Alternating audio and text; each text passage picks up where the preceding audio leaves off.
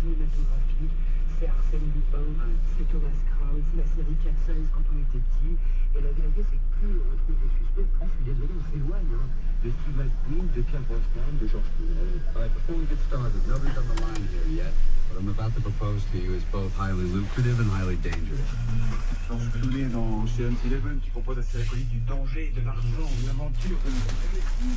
Surtout avec son costume bien taillé, sa démarche chaloupée, sa chemise ouverte, son flegme et son sourire, surtout ce qu'il nous propose au fond, c'est la classe. Et c'est intéressant de voir comment cet acteur américain en fait a réinventé le film de casse et de braquage au XXIe siècle. Ocean's Eleven, on s'en souvient, c'est un film de 2001 et les trois suites c'est ça jusqu'en 2018 sont tombés. Le film universel que Georges Clooney réalise et dans lequel il joue, on est question d'un homme qui sauve des œuvres d'art des nazis. En fait, Georges Clooney il associe la figure du braqueur et celle du sauveur, le séducteur, le bad boy, l'artiste, tout ça. L'artiste, carrément. Absolument. Et vous savez que dans l'histoire du film de braquage et de casse, Georges Clooney, c'est en fait une révolution. D'abord, on est loin de l'image du gros dur, c'est un stratège, avec du charme, et je le disais, avec du sourire, qui rejoue le gentleman voleur à la Cary Grant, Sean Connery, Belmondo chez Louis Malle ou chez Melville.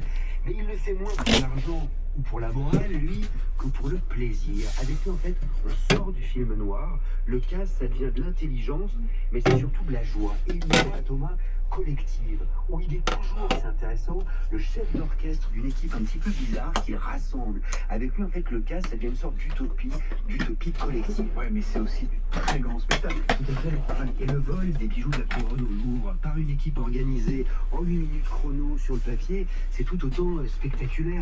C'est une performance, c'est presque une œuvre d'art dans le plus grand musée d'œuvres d'art du monde. C'est pas pour rien qu'ils saluent ces voleurs.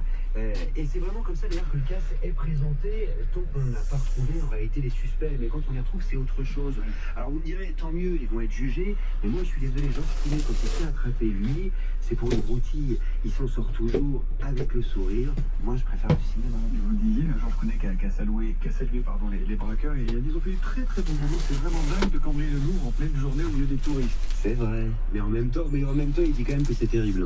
Oui, quand même. Je dis pas qu'il valide le truc non plus. Merci beaucoup, Augustin. Qui est votre invité pour l'émission Variété demain à 13h? Fanny Ardant, qui, figurez-vous, parle aux forêts et qui m'a dit que les arbres parlaient russe. C'était un moment très particulier.